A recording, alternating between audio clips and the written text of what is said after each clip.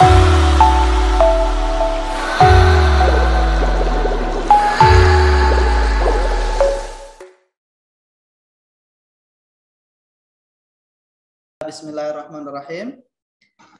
Assalamualaikum warahmatullahi wabarakatuh. Alhamdulillahirabbil alamin wa bihi nasta'inu ala umuri dunya waddin, tsumma shalatu wassalamu ala asrafil anbiya'i wal mursalin wa ala alihi wa ashabihi wa barik wa sallim ajma'in. Yang saya muliakan, yang saya hormati Pak Haidar Bakir selaku pengasuh Nur Al-Wala Pusat Kajian Akhlak dan Tasawuf.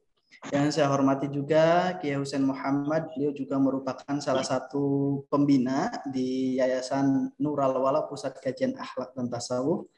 Yang saya hormati bapak-bapak, ibu-ibu yang alhamdulillah sudah 3 kali pertemuan kita membincang terkait tentang pluralisme agama. Dan insya Allah pada hari ini kita akan mengkaji terkait tentang salah satu isu yang selalu basah untuk kita kaji bersama, yaitu tentang Pancasila. Dalam diskusi ini insya Allah kita akan mengangkat tema terkait tentang menjaga Indonesia, sikap seorang Muslim memandang Pancasila. Jadi ini tema yang sangat penting sekali saya kira, karena bagaimanapun juga kita hidup di negara Kesatuan Republik Indonesia dan dalam kesepakatan para pendiri bangsa telah merumuskan suatu pedoman kehidupan berbangsa dan bernegara bagi seluruh rakyat Indonesia yang kemudian dikenal dengan Pancasila. Terkait tentang Pancasila tentunya banyak sekali terkait perdebatannya, dari mulai awal dibentuk, dirumuskan sampai sekarang pun masih multi tafsir, bahkan sampai sekarang masih banyak tafsir-tafsir Pancasila, masih banyak melahirkan banyak tokoh juga yang melahirkan buku terkait tentang tafsir Pancasila. Dan salah satu tokoh yang terpenting juga adalah Prof. Yudi Latif. Ini sangat konsisten dalam mencoba untuk menguak pelajaran hidup yang terkandung di dalam Pancasila. Dan kali ini kita akan mencoba untuk melihat bagaimana sebenarnya kita sebagai seorang Muslim ini memandang Pancasila, sehingga dalam aktivitas ibadah kita masih dalam kondisi tenang di naungan Pancasila yang kita hormati dan kita junjung tinggi bersama-sama. Dan pada hari ini juga saya kira membahas tentang Pancasila ini sangat relevan, karena kita berada di hari-hari yang bahagia, kita berada di nuansa kemerdekaan Republik Indonesia yang ke-76. Untuk itu mari kita sama-sama sebelum kita mengkaji, mari kita sama-sama mengirimkan Fatihah, doa kepada para pahlawan bangsa dan negara yang telah memperjuangkan kemerdekaan ini. Kita kirim Fatihah juga kepada guru-guru bangsa negara yang lainnya, pada guru-guru kita semua, dan kita semua semoga dalam keadaan sehat walafiat, dan semoga kehadiran kita ini mampu menjadi generasi Pancasilais yang selalu mengedepankan nilai-nilai toleransi sosial dan masyarakat dengan penuh damai dan cinta. Untuk itu mari kita bersama-sama kirim Fatihah. Al-hadini wa ala kulli niyatin shalihah wa tawassulain ila hadratin nabiyil mustafa Rasulillah sallallahu alaihi wasallam wa ala alihi wa ashabihi wa azwajihi wa auladihi wa dzurriyyatihi wa ahli baitil kiram wa ila arwahi wa nafsu khusuma jami'is syuhada'i was shalihin wal ulama'il alimin wal fuqaha'i wal muhaddithin was sufiyatil muhaqqiqin syai'un lillahi lahum minnal Fatihah. Bismillahirrahmanirrahim. Alhamdulillahirabbil Ar-Rahmanir-Rahim, Maliki yaumiddin, iyyaka na'budu wa iyyaka nasta'in. Shiratal ladzina an'amta 'alaihim ghairil maghdubi 'alaihim waladdallin. Rabbighfirli wa liwalidayya wal mu'minina amin. Terima kasih atas pembacaan suratul Fatihahnya.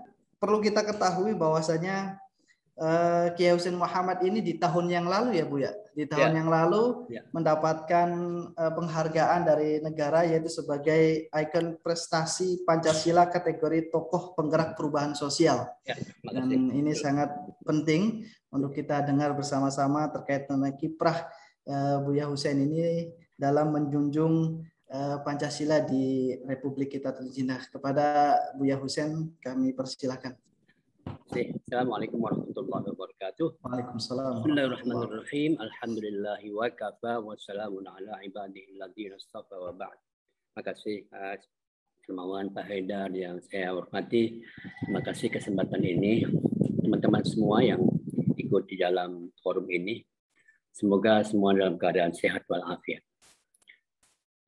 Setiap tanggal 18 Agustus saya selalu ingat guru saya, namanya Kasman Singodimejo, Mr. Kasman Singodimejo.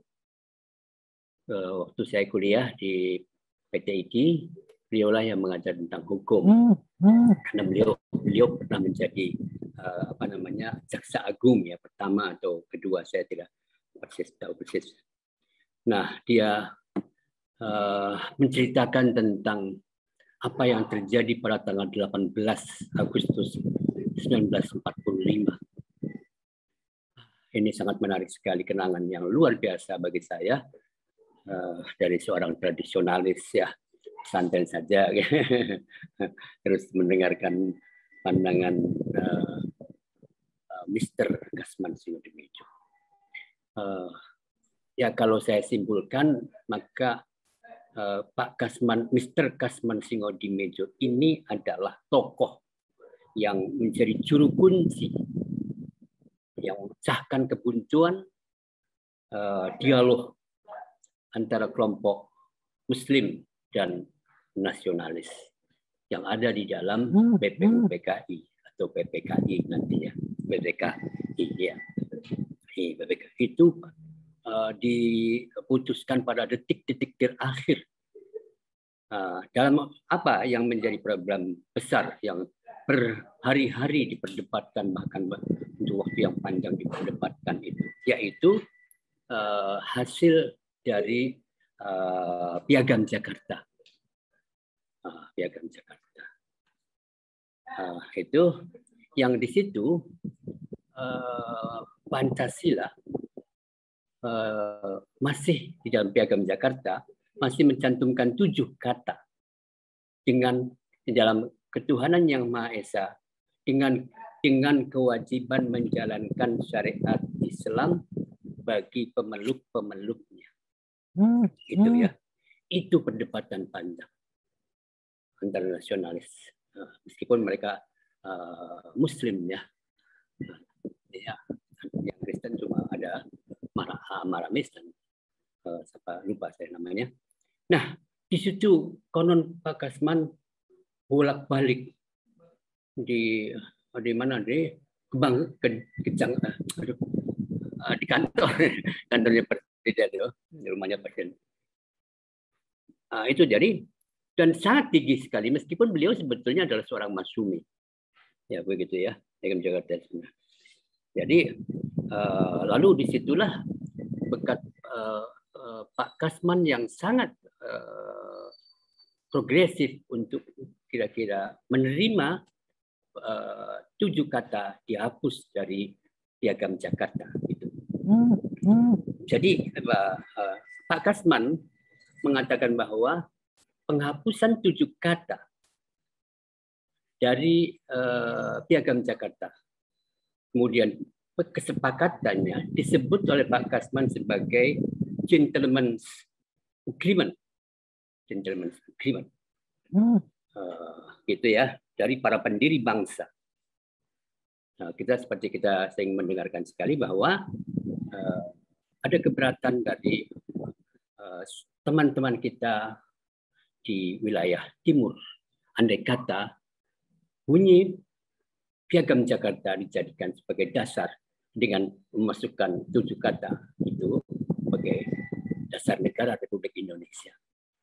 Lebih baik tidak ikut di dalam kemerdekaan Republik Indonesia itu. Jadi disitulah teman-teman sekalian saya punya kesan di situ menentukan. Baik, jadi itu sudah menjadi common platform. Kalau bahasa agama tentu saja adalah mujma' alaih. Ijma', mujma' alaih. Oke, begitu. kita tadi Darmawan sudah bicara juga tentang masih dibicarakan terus katanya gitu usaha-usaha untuk kembali mengembalikan Piagam Jakarta sebagai dasar negara Republik Indonesia. Para ulama kemudian juga membicarakan. Saya pengalaman lagi ikut di dalam Muktamar NU di Situbondo 1984. Menarik sekali pembicaraan itu. Meskipun saya bukan anggota, bukan peserta ya. Romli saya itu setiap muktamar juga rombongan liar aja. Tapi biasanya muktamar saya bicara dalam sebuah ruang seminar gitu ya. Jadi mendengarkan saja. Saya mendengar sekali, saya tidak ikut, tapi nanti pidatonya Pak Kiai Ahmad Siddiq, saya mendengarkannya. Jadi Gus Dur luar biasa menurut saya. Dalam 10 menit dapat dicapai konsensus di antara para ulama yang ikut di dalam merumuskan subkomisi subkomisi tentang Pancasila apakah sejalan dengan Islam atau tidak. Pertanyaan-pertanyaan begitu. Konon Gus Dur membuka rapat dengan bertanya kepada anggota yang ada beberapa kiai, ada Gus Mus ikut juga dalam hal itu yang sekarang masih sugeng ya, masih sehat, semoga sehat terus. Itu begitu ditanya satu persatu, bagaimana tentang pendapat Anda tentang Islam dan Pancasila dan Islam dan Pancasila.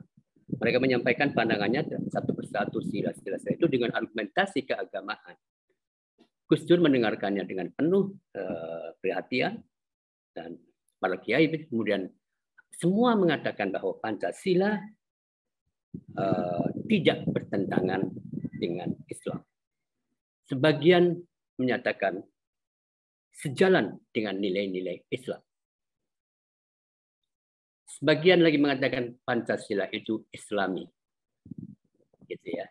Pandangan ini tentu saja adalah karena pandangan kaum muslimin ya. Kaum muslim mengatakan artinya bukan non-muslimnya ini maksud saya. Jadi begitu. Dan kemudian Gus Dur mengatakan bagaimana jika Pancasila itu Islami dan final. Katanya itu kita sampaikan dan dideklarasikan dalam sidang pleno muktamar. Gitu.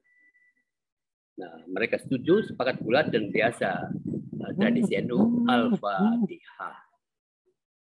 Al-Fatihah. Nah, gitu. Oke. Jadi itu sudah sudah disampaikan. Nah, di dalam muktamar itu kemudian Pak Kiai Ahmad Siddiq sebagai waktu itu menjadi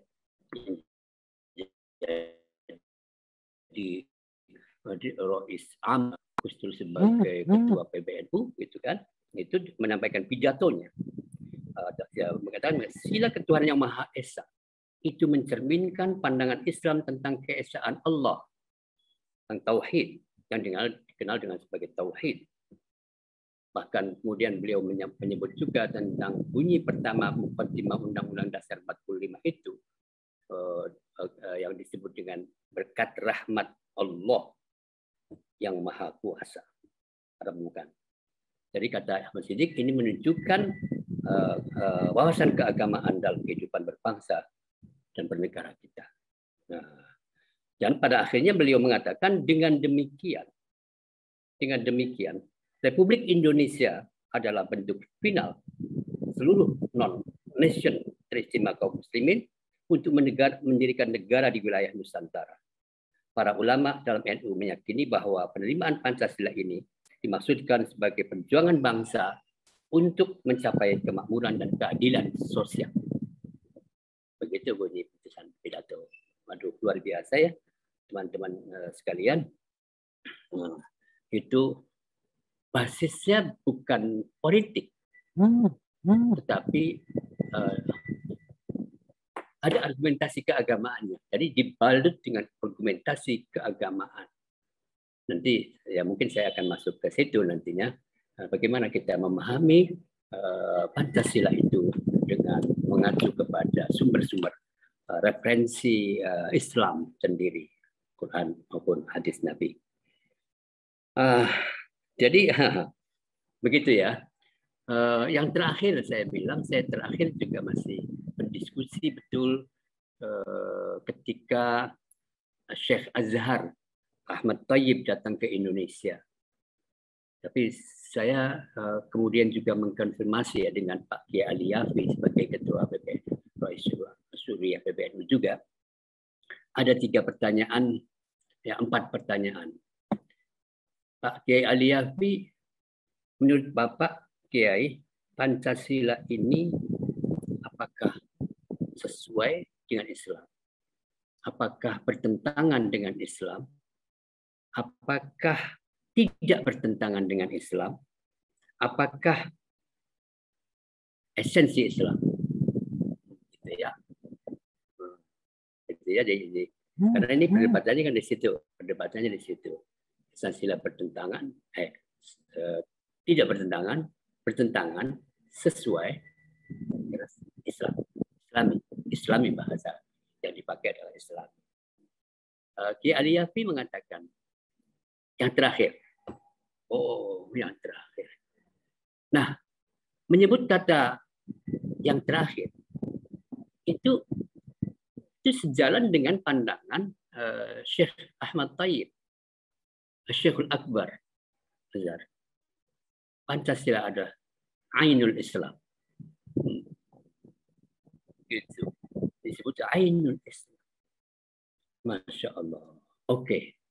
Teman-teman sekalian, itu ya pengalaman saya berdiskusi, berdialog dan macam-macam dengan para kiai, dan saya juga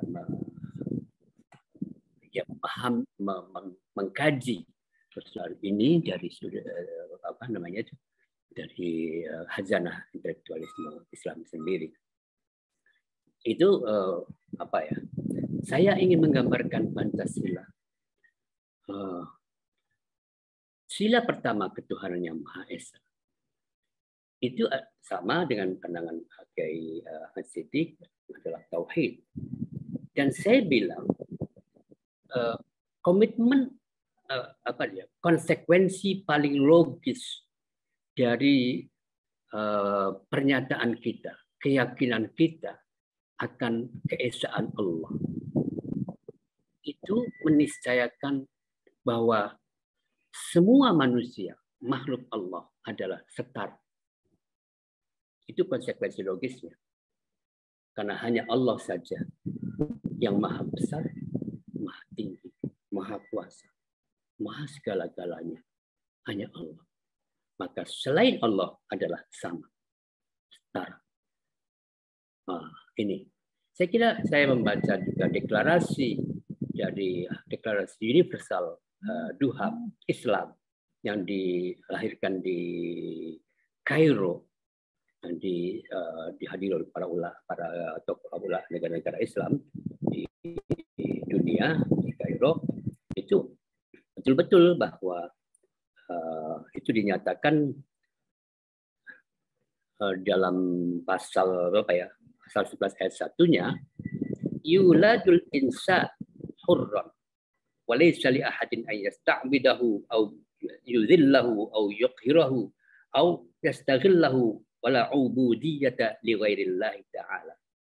Kemudian ada sama-sama manusia itu setara dan seterusnya sama sekali. Konsekuensi lagi. Jadi saya kira luar biasa ini konsekuensi ini kemudian diturunkan di dalam sila-sila di bawahnya. Dan di situ menurut saya persatuan adalah yang kedua. Nah, mengenai persatuan ini, kemanusiaan yang adil dan beradab ya, persatuan Indonesia. Ketiga ya, kemanusiaan yang adil dan beradab itu konsekuensi dari tadi yang saya katakan tauhidullah, dan tadi tidak boleh ada tidak seorang pun boleh memperbudak, merendahkan, melakukan kekerasan, mengeksploitasi, dan kehambaan manusia hanyalah pada Allah saja, tidak pada kekuasaan, tidak pada segala macam selain Allah itu. Nah, kemudian yang kedua saya ingin menyampaikan tentang persatuan ini. saya mendengarkan dari Pak Kiai Said Akil Siraj ketika bersama-sama saya di Pasar Kempek menyampaikan Allah alam informasi dari mana, dia menceritakan tentang hari tanggal 17 atau sudah mendengarkan keberatan wilayah timur itu, Bang, teman-teman kita di wilayah timur itu kemudian disampaikan oleh kepada Wahid Hasyim, gurunya bapaknya Gus Dur dan anaknya Hadratus Syekh, supaya menyampaikan kepada bapaknya gitu bagaimana apakah kita menerima penghapusan itu untuk pokok dengan Ketuhanan Yang Maha Esa saja gitu. Jawaban yang saya terima. Persatuan lebih utama dari segala-galanya.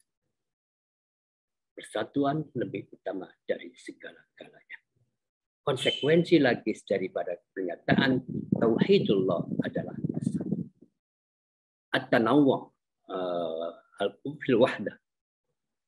Itu namanya tanawwu' fil wahdah.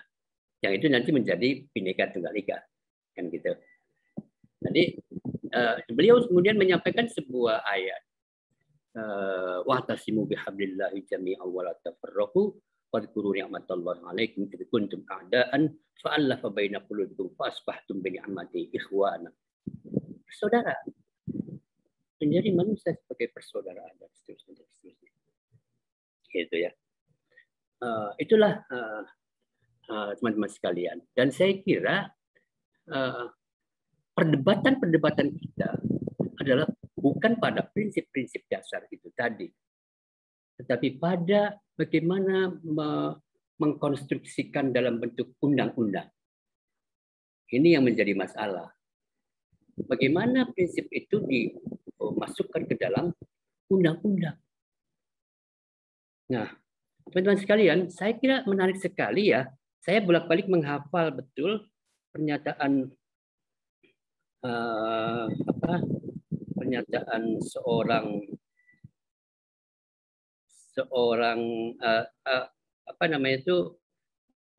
Ibnu Aqil itu muridnya Ahmad bin Hanbal, kemudian kepada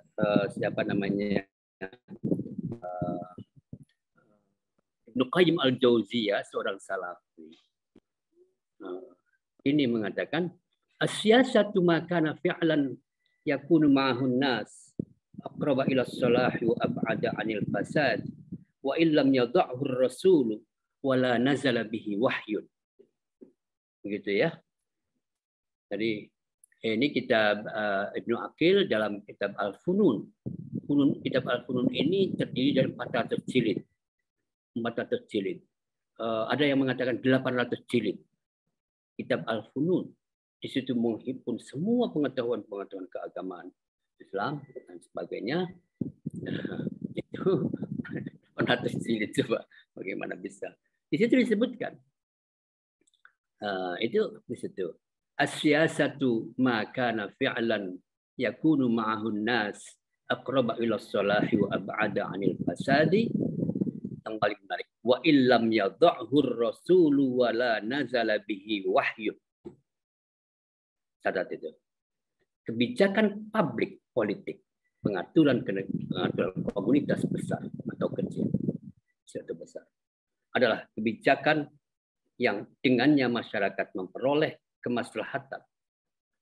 Kita seringkali juga agak kesulitan menyebutkan pada penerjemahan maslahat, kesejahteraan, kedamaian, keadilan dan sebagainya lah ya. Itu tuh.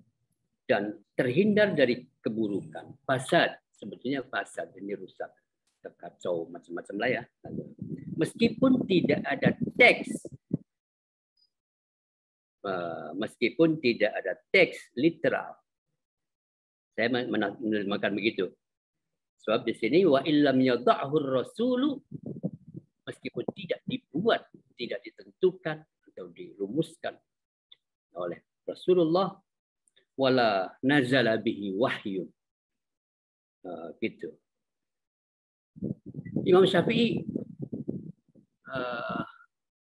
kalau nggak salah mengatakan, mungkin dikutip dari Imam Syafi'i juga ini ya, yang mengatakan, idza aradta biqaulika la siyasata illa ma wafaqa syara' fa sahihun. Wa idza aradta biqaulika la siyasata illa ma nataqa bihi syara' fa ghalatun wa taghlitun lis-sahabah. Ini berat sekali ini. Ini tantangan luar biasa. Jadi idza aradta biqaulika la siyasata illa ma wafaqa syara' fa sahihun. Jika kebijakan publik itu sejalan ma wafaqa syara'. Syara' saya mengatakan prinsip-prinsip kemanusiaan, ya, aturan-aturan ketuhanan. Fasahihun, maka benar. Wa idza aradta biqaulika la siyasata illa ma nataqa bihi syara'. Jika pengaturan itu harus tekstualistik, harfiah, maka bisa salah dan bisa menyalahkan para sahabat. Begitu ya. Di dalam kitab As-Siyasatu Syar'iyyah fi Islahir Ra'i wa Ra'iyah gitu. Itu Ibnu Qayyim itu mengatakan baik sekali ini. Fa idza zaharat amaratul adli wa asfar wajhuhu bi ayyi tariqin kana fa thamma syar'ullahi wa dinuhu. Begitu ya. Jadi idza zaharat amaratul adli, apabila telah nampak indikator-indikator keadilan. Jadi tentu dicari bagaimana merumuskan bersama bahwa keputusan itu adil. Melalui sumber manapun, bi ayyi tariqin kana, dengan jalan apapun, dari manapun, itu sama, maka di situ syar'ullahi wa dinuhu. Syar'ullahi wa dinuhu. Itu menarik sekali. Saya bilang kemarin di dalam pertemuan kita pertama itu saya sudah menyampaikan dua kata yang sesungguhnya berbeda tetapi seringkali disamakan. Itu bisa membingungkan nantinya. Salah juga. Ad-din wa syari'ah. Ad-din wahid wa syari'ah mukhtalifah. Ibnu Qayyim al-Jauziyah menyebutkan idza dhaharat amanatul adli wa asfar wajhu bi ayyi tariqin kana fasamma syar'ullahi wa dinuhu.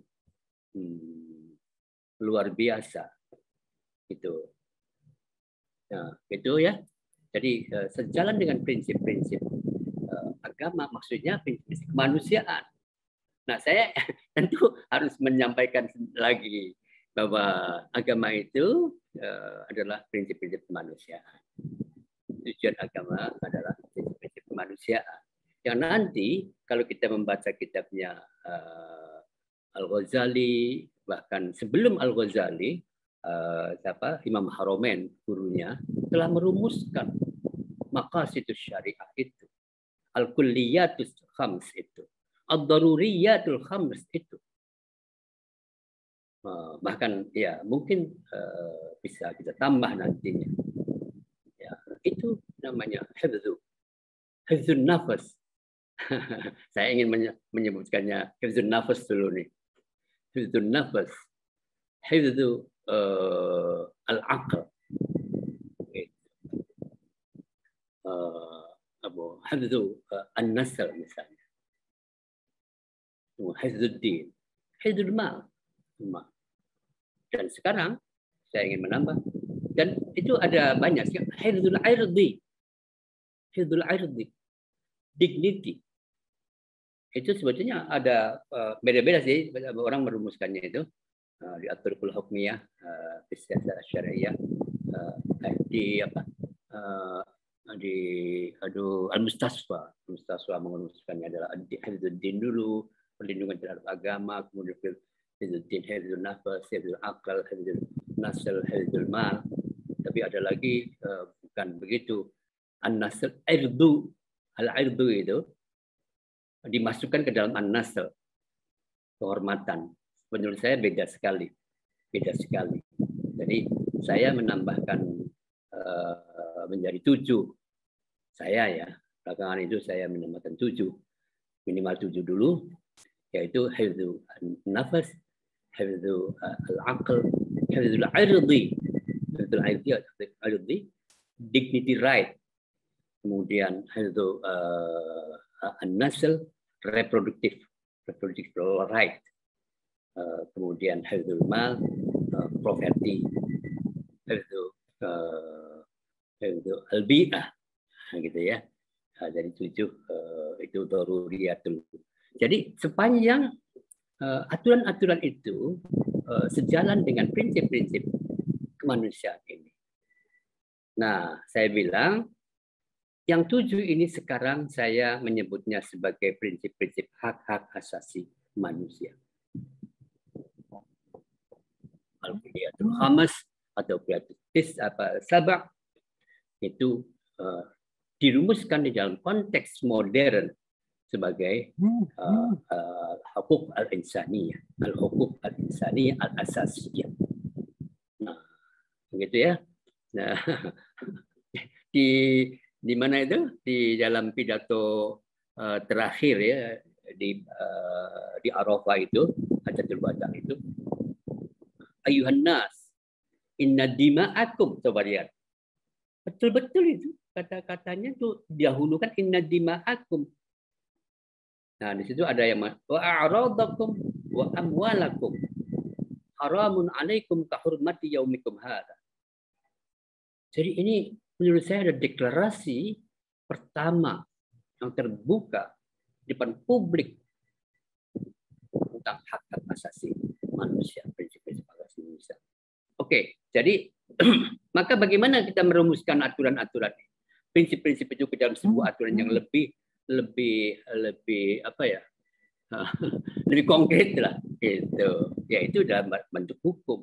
Jadi saya bilang nanti Pancasila itu akan dikaitkan dengan Undang-Undang Dasar 1945, konstitusi, yang di situ telah mencantumkan, di dalam konstitusi itu telah mencantumkan hak-hak asasi manusia semuanya, gitu ya. Dan karena itu maka di bawah Undang-Undang Dasar 45 atau konstitusi adalah undang-undang. Undang-undang tidak boleh bertentangan dengan konstitusi.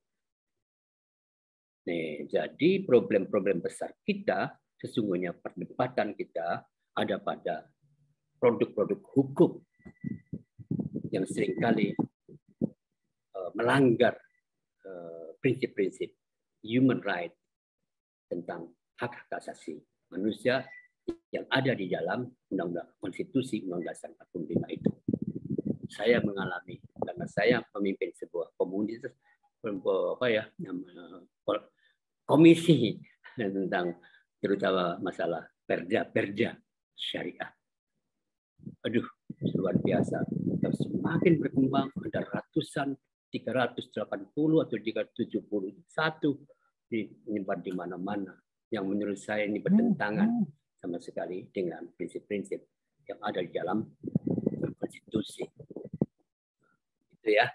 Jadi, jadi di situ tentu saja adalah memang harus diterima sebagai sebuah cara merumuskan bersama, yaitu permusyawaratan yang dipimpin oleh hikmah kebijaksanaan permusyawaratan perwakilan.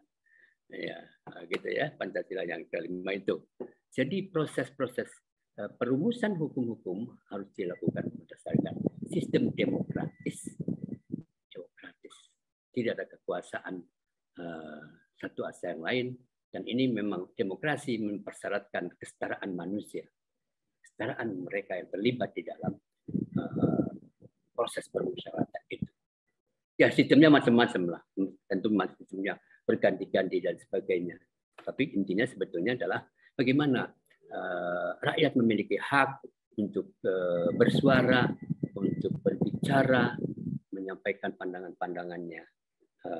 Begitu, ada mulai perwakilan lah, ada mulai langsung lah, dan sebagainya ya.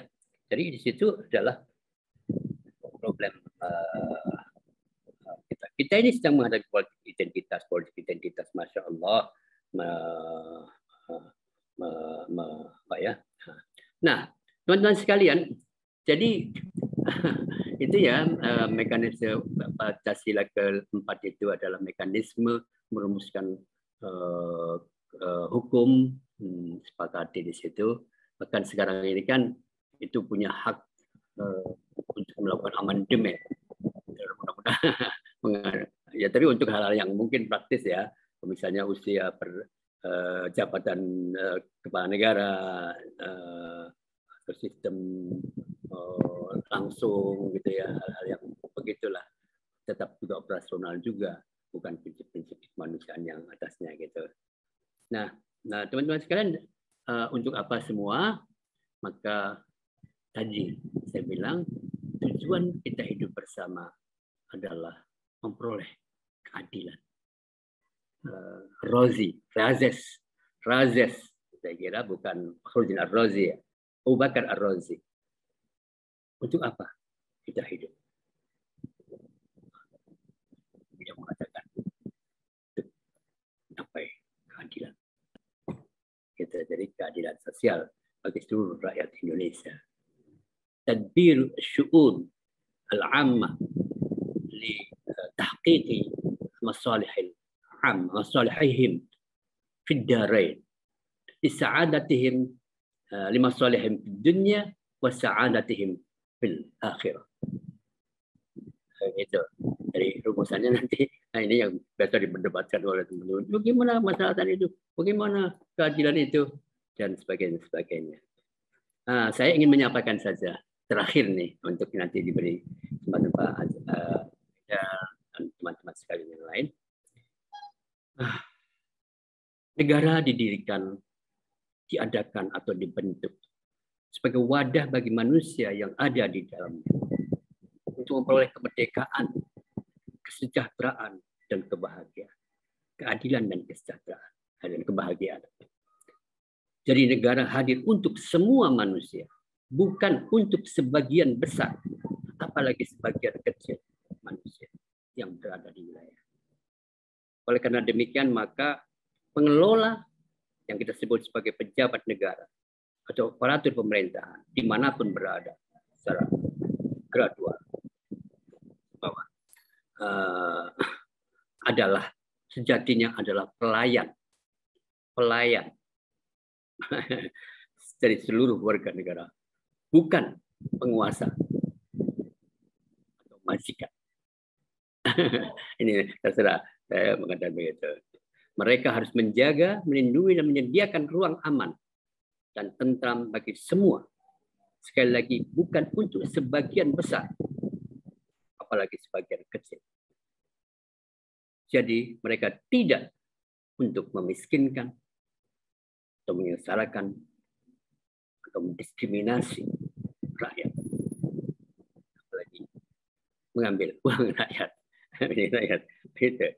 Dalam rangka itu pula negara tidak hanya wajib menyediakan tempat untuk didiami manusia di wilayah teritorinya, dan tidak pula sekedar mencari ruang untuk mempertemukan manusia dengan manusia lain di sana, tetapi juga untuk memerdekakan, menjamin persahabatan, dan merekatkan persaudaraan, mewujudkan keadilan, dan lebih dari adalah memanusiakan manusia.